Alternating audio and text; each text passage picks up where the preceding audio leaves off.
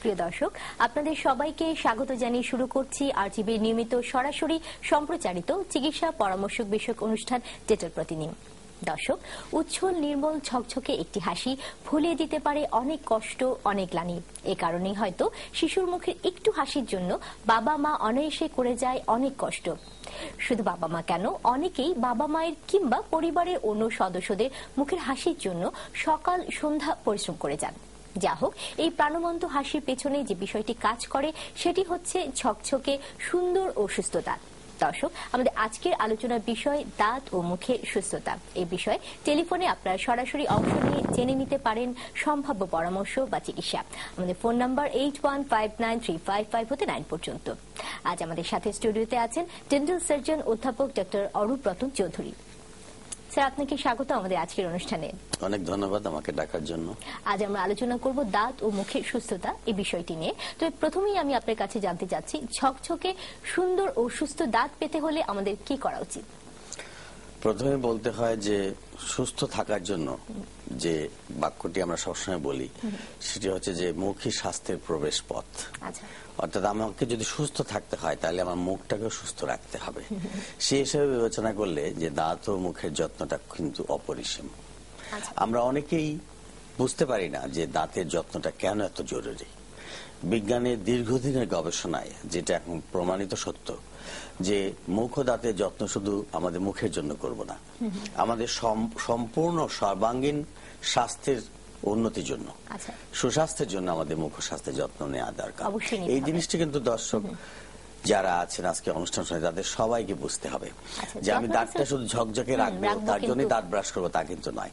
মাড়িটা যাতে অবশ্যই সুস্থ রাখতে হবে, মাড়িটা যাতে সুস্থ থাকে। মাড়িটা যদি অসুস্থ থাকে তাহলে এখানে ইনফেকশন হবে, প্রদাহ হবে, রক্ত পড়বে, পুজ হবে, আস্তে আস্তে দাঁতটা নড়ে যাবে। আমাদের সেটা যেটা জরুরি সেটা হচ্ছে যে আমাদের দাঁতের যত্নের ব্যাপারে নিয়মিত যেটা আমরা বলি যে দুবেলা দাঁত ব্রাশ করার ব্যাপারটা। একটা হচ্ছে যে সকালে আমরা নাস্তা খাওয়ার পরে, ঘুম থেকে ওঠার পরে যে নাস্তাটা করি, খাবারটা নিয়ে যেন আমরা কাজে না যাই। অর্থাৎ দাঁতটা ব্রাশ করে যেন অফিসে বা বাচ্চাদেরকে স্কুলে আমরা পাঠাই, এটা একটা ইম্পর্টেন্ট কথা।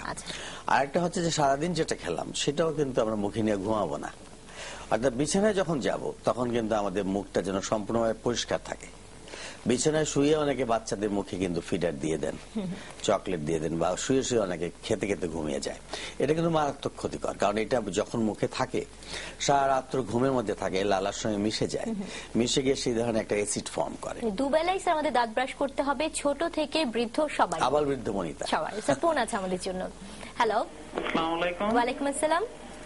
আমার দাঁতের 8 নম্বর দাঁত আর কি, সেটা এনামেল ভেঙে শুধু দাঁতের অর্ধেক রয়ে গেছে আর কি। তো এখন এই দাঁতটা আমার কি করতে হবে সেটা জানার জন্য। আর আমি ডায়াবেটিক পেশেন্ট, আমার বর্তমানে এখন ডায়াবেটিক কন্ট্রোলে নেই আর কি, কন্ট্রোলের বাইরেই আছে।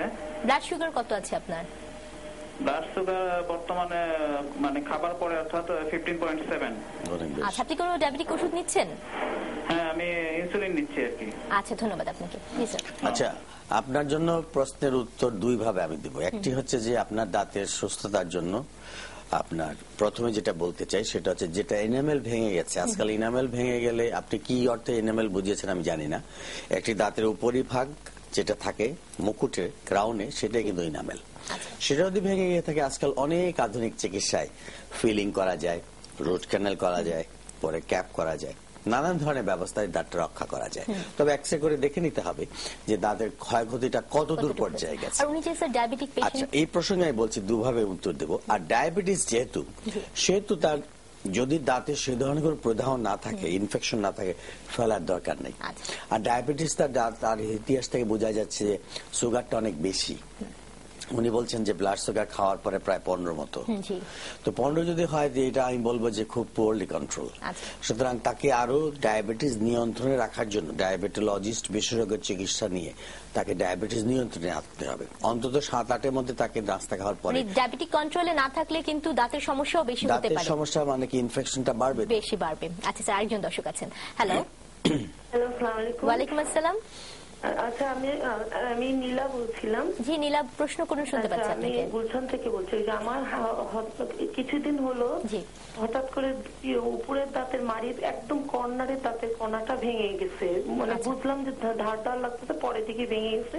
তো তখন কিছু হয়নি, এখন প্রায় দিন রাত্রে ওই যে দাঁতে ব্যথা হচ্ছে। আচ্ছা, দাঁতের গোড়াতে। অবশ্য আমি অবশ্য বনানী ডেন্টাল ওনাকে দেখাই, কিন্তু উনি ওখান থেকে বদলিও মানে চেঞ্জ করে ফেলছে। আমি ওনার ইয়েটা পাচ্ছি না যে অন্য ডাক্তার। আচ্ছা, খালি ব্যথাই হচ্ছে, সেই সাথে কি কোনো ইনফেকশন হচ্ছে? ওই ভাঙা দাঁত থেকে ঘর্ষণের ফলে কি আপনার মাড়িতে কোনো সমস্যা হচ্ছে, ইনফেকশন হচ্ছে বা ঘা হয়েছে? ব্যথা হয় রাত্রে। আচ্ছা, খালি ব্যথা হচ্ছে। ধন্যবাদ আপনাকে। আমরা আপনার উত্তর দিচ্ছি, আপনি শুনুন। জি স্যার। একটি দাঁত ভেঙে গেলে ব্যথা হওয়াটাই স্বাভাবিক, তবে যে উত্তরটা আমি দিতে চাই সেটা হচ্ছে যে ভাঙার একটা মাত্রা আমাদের অবশ্যই ডায়াগনোসিসের মাধ্যমে নির্ণয় করতে হবে এবং